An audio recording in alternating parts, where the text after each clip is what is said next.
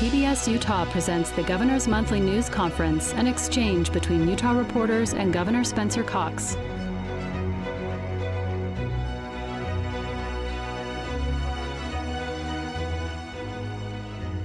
Good morning, everyone. It's great to see you. Thank you for joining us. We want to thank members of the media who are here with us today.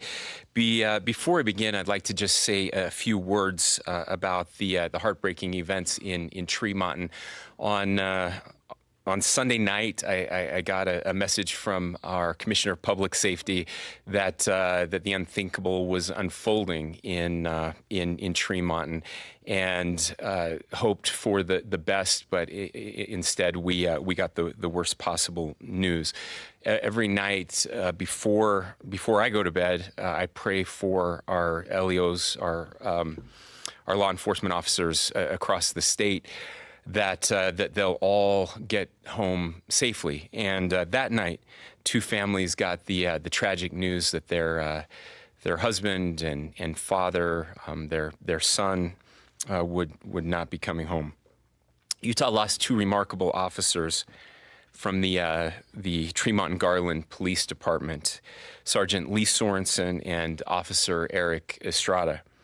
They truly embodied the very best of public servants. I've had an opportunity to spend time with both of their families. I've met their spouses, their kids, and I've met their friends and neighbors, and I'm just devastated. Two better individuals I don't know that exist in our state. Sergeant Sorensen served for 17 years in law enforcement and had just been promoted to sergeant, a reflection of the trust that he had earned from his fellow officers. He did more than just serve in law enforcement. He actually worked part-time for the medical examiner's office at the state. He was one of my employees. He was also recognized by the Tremonton Fire Department with the Distinguished Service Award this year, and he and his wife received Garland City's Whelan Award for lasting contributions to the community. Officer Estrada served with his full heart in every assignment. His incredible wife, Brittany, told me that he got into law enforcement because he just loved people and he wanted to help people. And that's what he was doing when he lost his life. Colleagues and neighbors remember him as a dedicated husband and father who brought professionalism and kindness to the job every single day. We're also thinking of Deputy Mike Allred of the Box Elder County Sheriff's Office and his canine partner Azula. They were both wounded in the shootout. I just have to say that I got a chance to meet Deputy Allred and Azula as well. It's miraculous that they survived. A turn of the head at the exact moment that the bullet entered his vehicle likely saved his life, and he had no idea how badly he was injured, and yet he was able to remain calm and as a hero as he directed other officers who were rushing to the scene away from the line of fire, and likely saved additional lives that night. To the Sorensen and Estrada families, Abby and I and the entire state, we pray for you. We are here to support you, and I'm just so proud of Utah and the way that people have responded in Tremonton and Garland, of course, in Box Elder County, of course, Cache County, where Officer Estrada is from, but so much more than that. Every corner of the state, there's been an outpouring of love and support and a reminder of what truly matters in this life, and how grateful we are for law enforcement officers that put themselves into harm's way every single day. As far as state law enforcement goes, it's been over 100 years since we've had two fatalities like this in a shooting with our law enforcement officers. So fortunately, this is something that does not happen very often here, and I'm grateful for that. But there is still evil in this world, and good people who are willing to stand in front of a bullet to protect the citizens of this state. So with that, I'm happy to take any questions. What are your thoughts on prosecutors planning to seek the death penalty in those officer killings? I think it's very appropriate in this case, and I support that. That was my question, but I have another one. This suspect was already have charged in the past. Do you think that the system failed? Well, look, the system. When I get these questions, the answer can't always be when somebody does something wrong, we lock them up forever. That can't be the answer. So we're always trying to find balance in the system. There is a review that is happening of this person's background, history and background, specifically around domestic violence charges before. We have made significant changes around domestic violence over the last couple of years with the legislature. And the question is, would those changes have impacted this in the past, potentially? And so we'll learn what we can from this to prevent it from happening in the future. I certainly hope that we have an opportunity to learn from it. And if mistakes were made and if we can strengthen the system, then we absolutely should. But it's impossible for any of us to predict what will happen.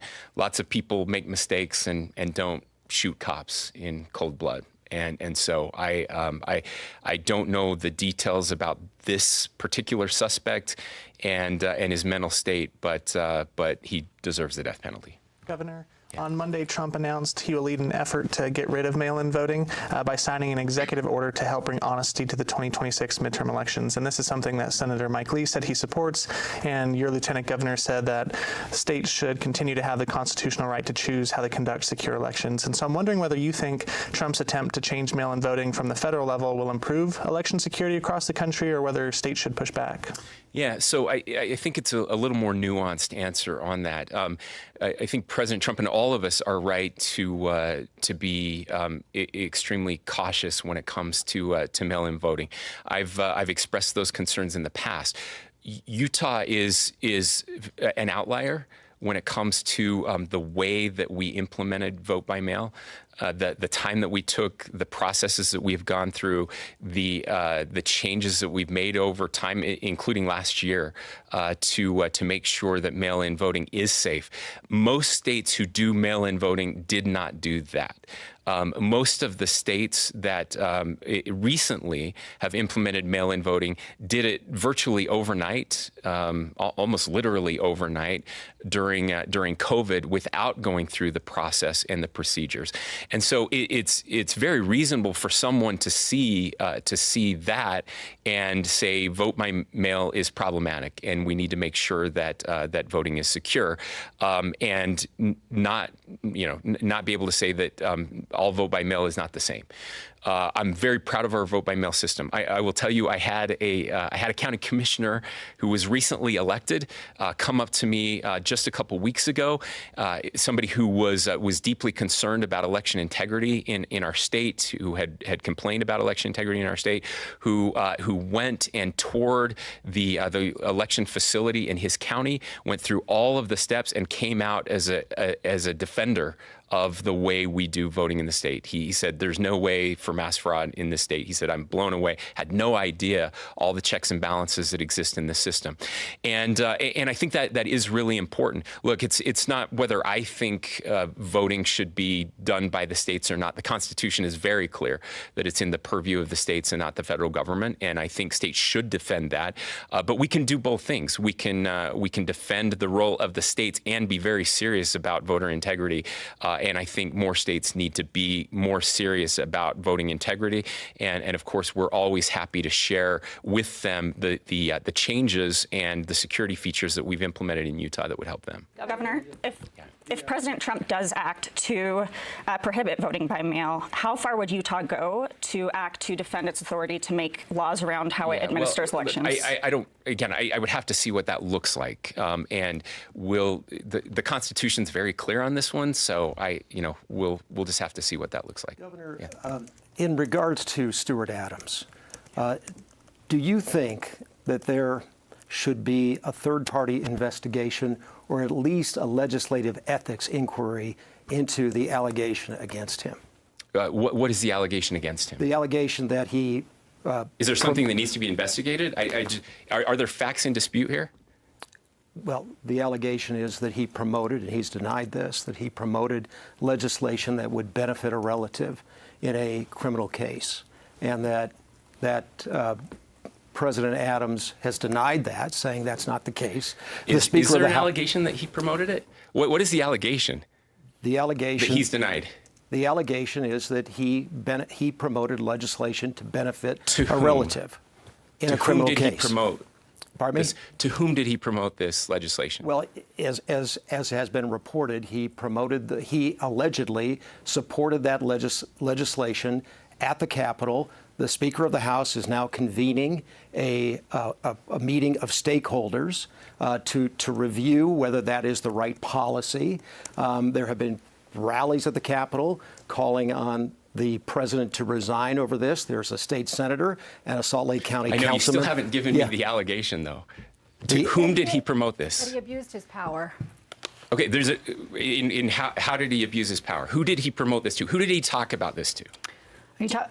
He talked about it to his Senate Majority Leader, and they both admitted that. Is there anybody else? Is there an allegation that he promoted it to someone other than his? That he talked to the defense attorneys, that he sent letters to the judge, that he... Okay, that's very different. Those are two very different things. Again, I'm trying to understand. You're saying there's some allegation out there. I don't think there are any facts in dispute. I think the facts are very clear. He talked to the Senate Majority Leader. The Senate Majority Leader took that information. He went into and he proposed a piece of legislation.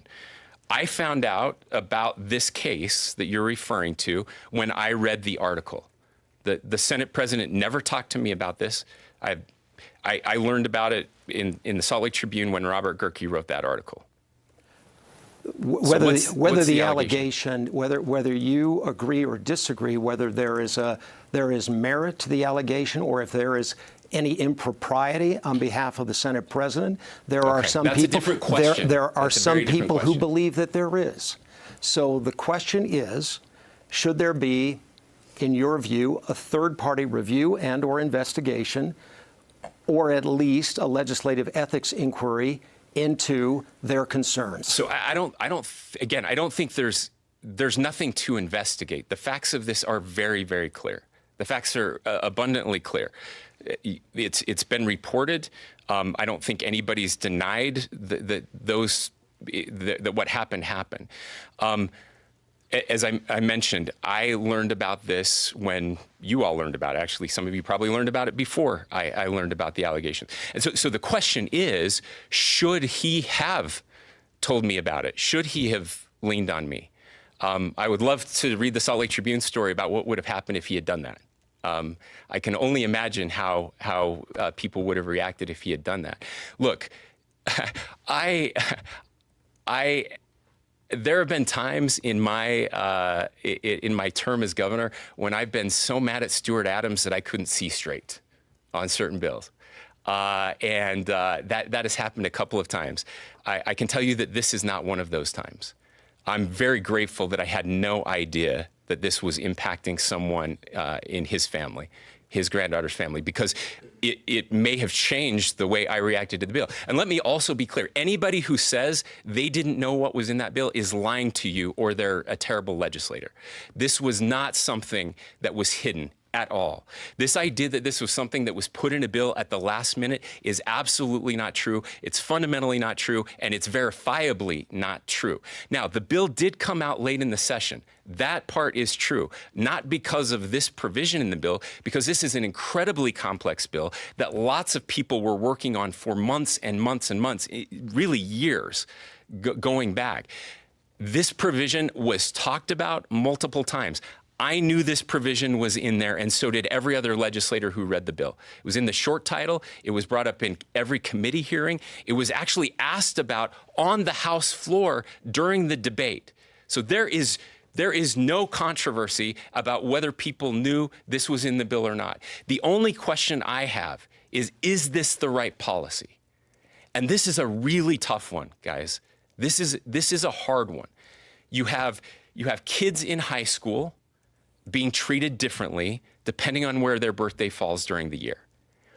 And if their birthday falls in May instead of June, then they get treated the same as a 50-year-old who had a sexual relationship with a 13-year-old. And that's the question. Is that fair? Some people think that that is fair, that something magical happens the minute you turn 18 and you are an adult, and what you do should be treated the same. The legislature debated this, and before the legislature, we had these groups together working on these policies, giving their input when this came forward. And when it was presented to me, I paused on it. I had to ask myself, is this the right policy? It makes sense, I think, to treat 17 and 18-year-olds, and let me be clear, to give the judge the opportunity. This is not mandated in law, but to give the judge the opportunity to treat an 18-year-old the same as a 17-year-old instead of a 50-year-old. So the only question I had for me is this the right policy? And it was a close call. Maybe it's not the right policy. Maybe now that we have an opportunity to reflect on it, maybe it doesn't go far enough or it goes too far. And that's what we do. That's the process.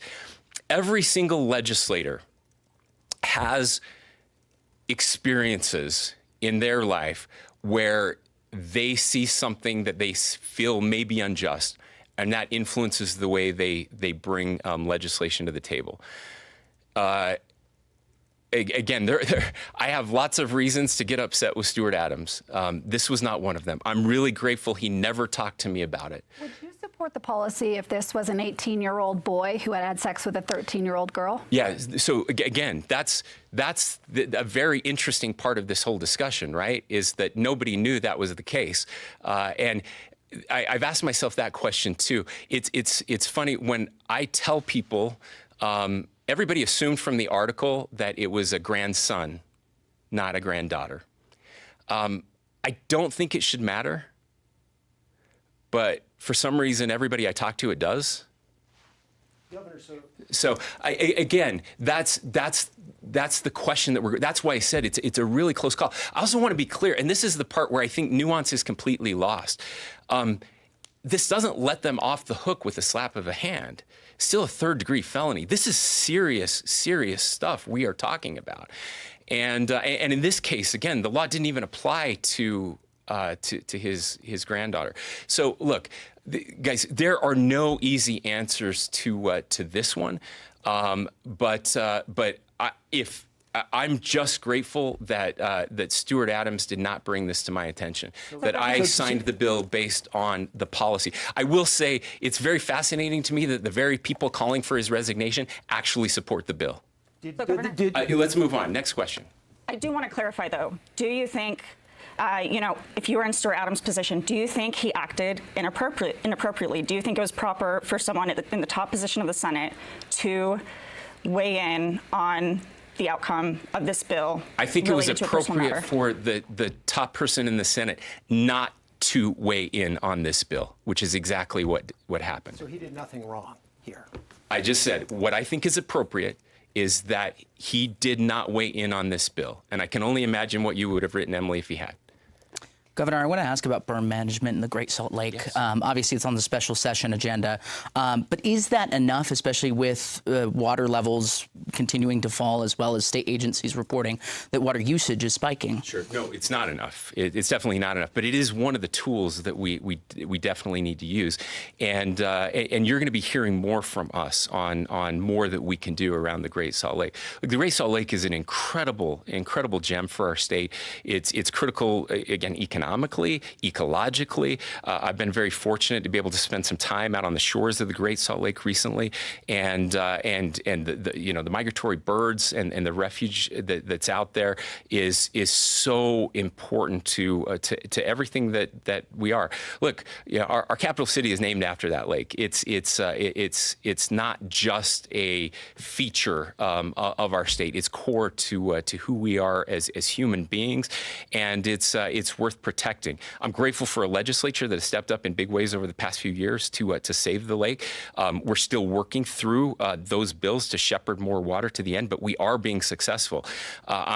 This year, for example, mineral companies haven't been able to take as much water as they normally have because of a bill that we signed last year that prohibited that from happening.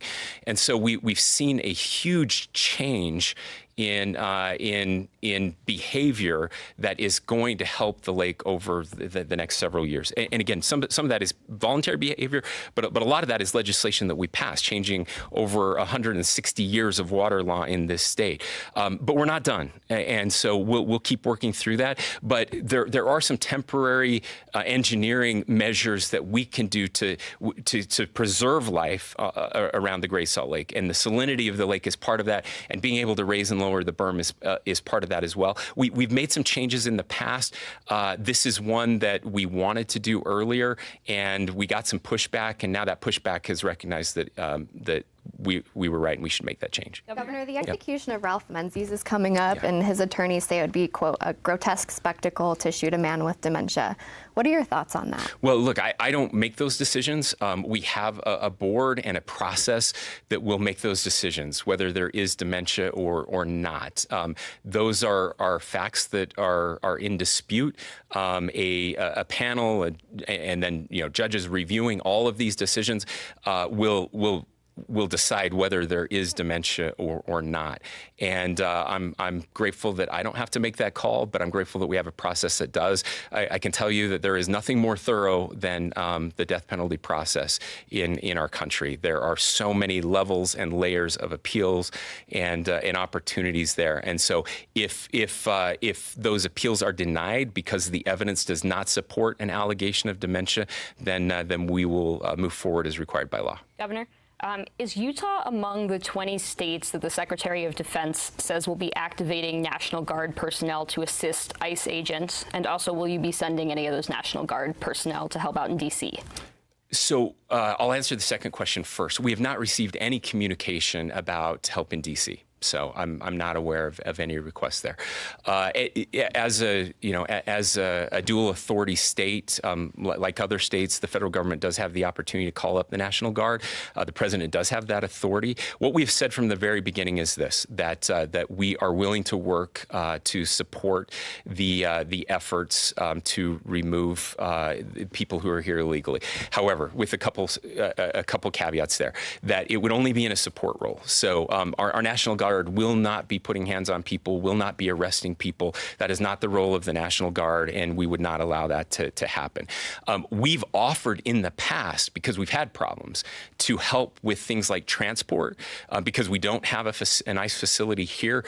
Transportation takes a lot of time and effort away from Homeland Security and their ability to do their jobs, processing paperwork, those types of things that make it difficult. We've offered to help there. So those are where we would be able to help. So that was condition number one. Condition number two is that the federal government has to pay for this, that it can't come out of state funding. And so we're in active communication with the federal government. And by the way, I think that's true of most states, that's the way most states are feeling about this. And so we'll know in the next couple weeks what that looks like, as they get more information back to us, and we'll be able to make that decision. As far as President Trump deploying the National Guard to Washington, D.C., and raising the possibility of deploying the National Guard to other cities throughout the country, is that something that you would sign off on if he asked the Utah National Guard to assist in that? Well, we won't need I hope we never need the Utah National Guard. We've deployed here before when we've had riots and property damage that was happening here in the state of Utah when people's lives were at risk. We're hoping we don't need to do that here, that we'll be able to. I don't anticipate that the president would call up the National Guard from one state to go into another state. I think, again, he would have the authority to call up the National Guards in those states. And so our job is to make sure that we're doing our job so that we don't need the National Guard here in Utah. If he did attempt to do that, though, would you sign off on that? I would have to see what that looks like. Okay. Do you support the U.S. decision to send warships near the coast of Venezuela? Look, I'm not as read in on what's happening in Venezuela right now. I know there are some deep concerns. There are lots of concerns happening all over the world. Of course, we're seeing deployments happening in the Middle East, in Asia. Certainly, these decisions impact Utahns.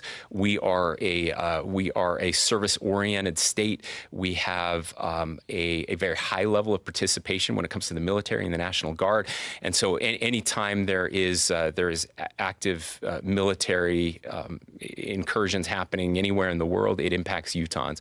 So always concerned, but I just have to say I'm not read in enough to make an informed decision on what's happening in Venezuela. I want to ask you about the proof of citizenship conversation that's happening around the country. Sure, yeah. Some voters' rights groups have reached out to us. They're wondering if that could be in the special session. Is that something you've already been consulted on? Have you been read in on it? Yeah, so conversations about the special session are just starting to happen. Obviously, I feel very strongly that only, in fact, in Utah, it is illegal for anyone who is not a citizen of the United States to vote, and we want to make sure that we have processes in place to prevent that from happening. And if it is happening, we need to root that out. There have been reports that maybe there were 2 cases of some potential illegal votes. If that happened, then those should be prosecuted, and so we'll be working with county attorneys on that. We're constantly looking to update our voting laws to make sure that we're protecting people and protecting the sanctity of those voter rolls.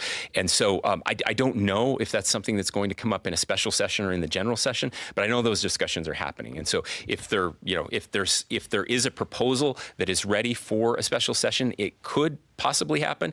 If not, more likely that we would do that in January. And that's all the time that we have for our television broadcast. Thank you for joining us for the Governor's Monthly News Conference. And Governor, we do have a remote reporter with a question, Christine Weller with KPCW. Christine, go ahead.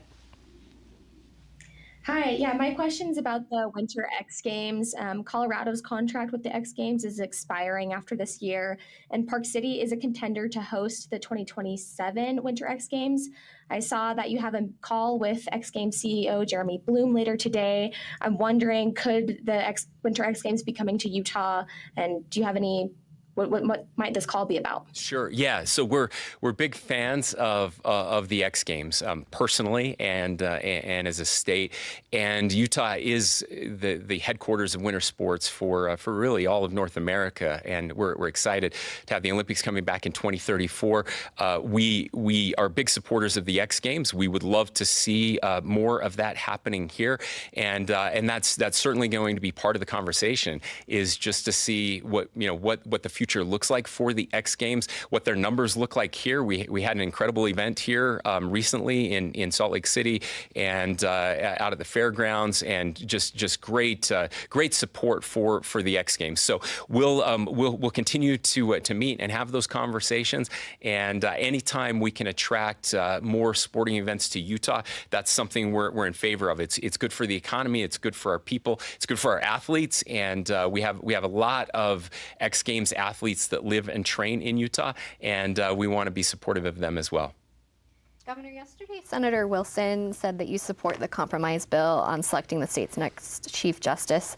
Is that true? And do you support the bill in its current form? So we've been having several discussions about this bill since I issued the veto. And you'll remember, actually probably nobody remembers, but when I issued that veto, I was clear about a couple things, my reasoning for doing that.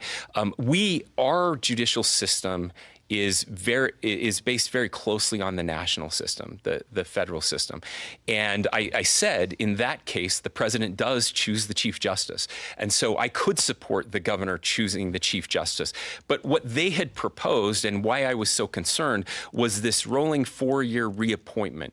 And I felt like that would require the Chief Justice to look over their shoulder and maybe to compromise their independence to make decisions, because they would be worried about what the governor thought or what the Senate thought, because they would have to be reconfirmed every 4 years, which is a fairly short time frame for our judiciary. I care deeply about the independence of the judiciary, but that the judiciary is not immune from checks and balances. They are part of checks and balances, but having that constant, again, that constant oversight by the governor and the Senate was not something I was interested in. I did say in the letter, however, that if there was a proposal that allowed for the governor to choose, much like the president, then that is something I could get behind. So those discussions have been ongoing.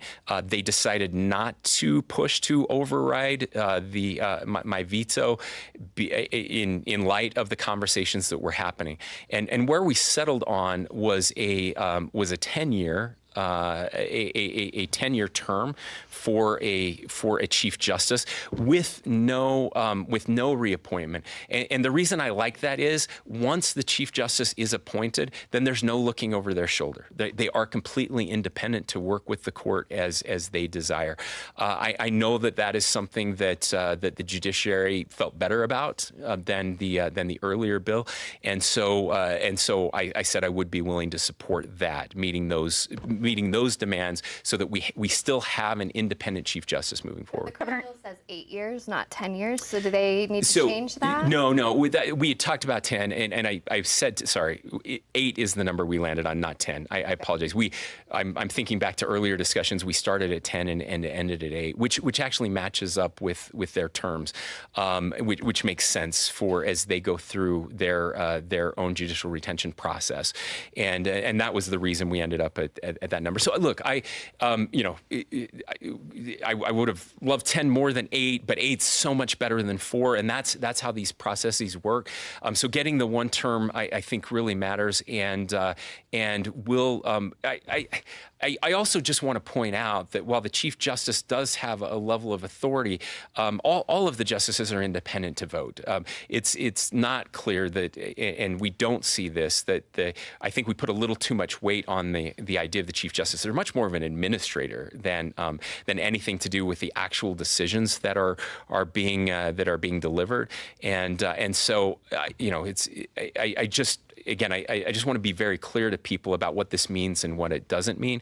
But this allows us to maintain the independence of the Chief Justice once they're chosen, and that was very, very important to me. Should we expect that in a special session next month? I think so. I think that's what we're planning on right now, and that's why it was presented in the sessions yesterday. Can you elaborate, though, on why this change is needed? Because so far, the only reasoning I've heard from some senators is, well, the judiciary, the Supreme Court isn't getting enough decisions out in a timely manner. How does this change fix that? Because the speculation and the accusation out there is this is just political because the legislature doesn't like some of the decisions the Supreme Court has made. Sure. Well, I'm sure there are some of that the legislature does not, and what we're trying to find here is the balance. Again, we want an independent judiciary, but that doesn't mean that there aren't any checks or balances. And one of those checks at the federal level, which is why I said I would support it, because we are based on the federal system, is one of those checks is that the Chief Justice of the Supreme Court is appointed by the President of the United States. And so this does give another two branches of government an opportunity to weigh in and let the independent branch know how they're seeing things. It will give them an opportunity to have a conversation about the backload of cases that are out there. I just want to be very clear, though. As I travel the country and we talk to other governors, we talk to other legislators, we talk to other members of the judiciary, we talk to think tanks. We have the best system right now in the state. It's not perfect, and so we're always tinkering around the edges a little bit to improve it. But I'm very proud of our judiciary, even when I disagree with them. And I've disagreed with them profoundly on some cases recently. But it is possible to disagree profoundly and still recognize that they are doing very, very good work. So the question is has there been a little bit of an imbalance right now, and can we balance that a little bit? Again, I'm responding to a legislature who believes very strongly in this, much more strongly than I do. If it was up to me, I would have left it alone, but it's not up to me. They can run bills, and maybe they could have overridden my veto, maybe not. But with this change, and I had already signaled to them that I could support it if there were changes made, and they've been willing to make those changes, and so that's why I support it. Can't that bill wait until a general session? Yeah, I mean, I suppose it could, but part of the discussions, again, the back and forth that happens between the executive and the legislative branches. So there were some bills that I didn't like that I signed. They promised to change them in a special session. There were some bills that I vetoed that they didn't like that I promised I would review in a special session. So I mean, it could wait until January. There's nothing pressing coming up, especially if you look at the deadlines that are already in there. The Chief Justice will continue in his role. We're not going to immediately appoint a Chief Justice. There was a survey results. These are a preliminary inquiry by legislative auditors. Results released this week in a legislative audit committee related to Utah State University. And among other things, legislative auditors found that purchase card transactions have significantly increased in the president's office in the past 5 years compared to the previous 5. Also, vehicle expenses have also gone way up. How concerned are you about the lack, potentially, of purchasing protocols by Utah State, and should the state exert more influence at USU? Sure. So this is why we do audits, and the purpose of audits are to see if there are controls in place, and if things are happening like this where numbers are going up without any explanation. And so we review those audits. We share the concerns that the legislature shared in seeing those audits, and we will work with Utah State to make sure that those are corrected. That's what we do, and that's what we've always done in an audit. And so we part of the executive branch, although the higher education is a little bit independent. We appoint the board. The Board of Higher Education is the entity. I appoint the board members, confirmed by the Senate. They will oversee those audits, and the legislature as well. And so we'll make sure that those get corrected. That's our job, is to make sure that those get corrected, and we will. Governor, amid all these discussions about redistricting across the country, I wonder whether you support redistricting more frequently than once every 10 years, potentially to change the outcome of midterm elections, and whether you support doing a census more frequently than once every 10 years and not including non-citizens. Yeah, so some of you may be familiar with the concept of Chesterton's fence, and Chesterton was a philosopher, a great human being, and he posited this idea of the proverbial fence. You buy a piece of property that has a fence there, and you think, why do we have a fence there? That's a dumb thing. And then you tear down the fence, and the next day the neighbor's cows are in your garden eating it, and you realize, oh, there was a reason that fence was there. Sometimes I think we make changes to long-standing norms and policies, and not realizing the consequences of those changes to those norms and policies. I fear that this may be one of those. We are so polarized as a country with the trust in institutions falling. I can't see a scenario where every 2 or 4 years we're redistricting. I can't see a scenario where that makes life better for anybody. And we just see the escalation that continues to happen. Oh, the Democrats did this, so we're going to do this, and oh, the Republicans did this, so we're going to do this, and it just continues to ratchet up the toxicity and the stakes, quite frankly.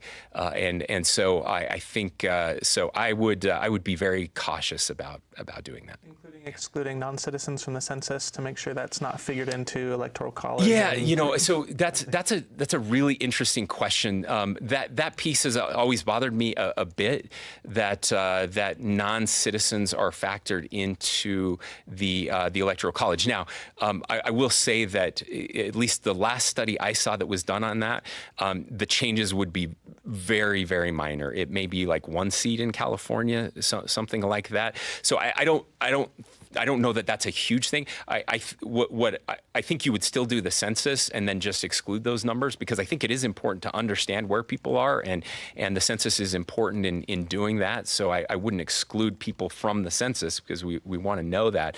But the question is whether the Constitution allows that or not, whether the Constitution requires it, and that will be up to a federal court to decide. Governor, the former head of the Utah National Guard, Michael Turley's retirement rank was knocked down to lieutenant colonel by the Army earlier this month, and now he's suing you alleging wrongful termination and claiming misconduct allegations are utterly baseless.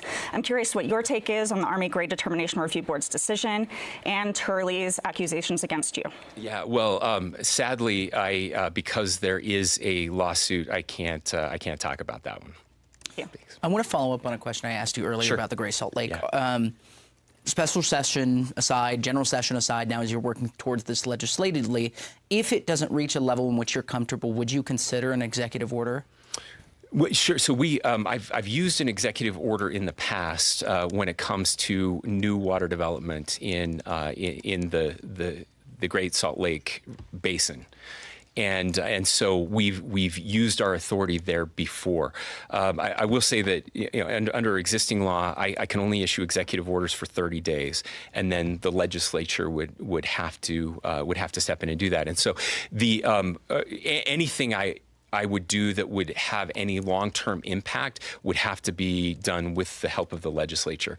And so that's really where our focus is working with the legislature, again, working with water share holders across the basin to figure out ways that we can reduce water usage and get more water to the lake, and encourage innovation, which we're doing. I'm really grateful for farmers and ranchers who have stepped up in a big way, and again, the legislature using funding that we've been able to set aside to improve and upgrade the technology so that they're using less water. Now we've just got to make sure that the extra water gets to the lake, and that's a process we're still working through, but we are getting closer on that. So if there was a case where an executive order could make a substantial difference, then we would consider it. But I'm struggling to think of any situation where we would need something for less than 30 days without the legislature weighing in. Sticking on water policy for a minute, Sure. Colorado River, Lake Mead, Lake Powell, obviously continuing to fall.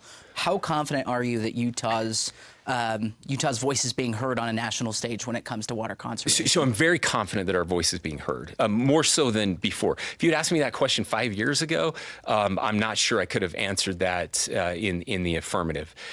We have we created the office of the Colorado River Authority here in this state, and we've been able to bring the very best minds in the state to work on this. And what I can tell you now is that our state is leading in this space with other states.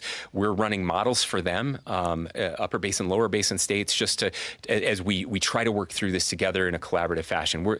This is the one river basin that has not had it has not been decided or decreed by a judge via dispute, and we would love to keep it that way. It's tough right now. There's a divide between the upper basin states and the lower basin states, and we've been meeting regularly for the last couple years trying to work this out. The last meeting was a tough one, and there's still some distance between those two. Our voices are unified as an upper basin, though. So it's not just Utah's voice being heard. It's Utah and Wyoming and Colorado, right? We're all working together when it comes to those voices. We've had lots of conversations with the Secretary of the Interior about this and how this is going to be decided. Next year is go time. That's when the compact has to be renegotiated, re-signed, and so. The problem is if we don't come to an agreement, the federal government will, and they'll make the decision for us. And we might like that decision, we might not like that decision. But the one thing we know is that the hydrology of the river has not kept up with with what we thought it was going to be, and we know that the lower basin is using much more than their share. And those are the two facts that are indisputable. How you get to from A and B to C, that's still up in the air. Governor, because of the big, beautiful bills. Do you have any appetite for a tax cut?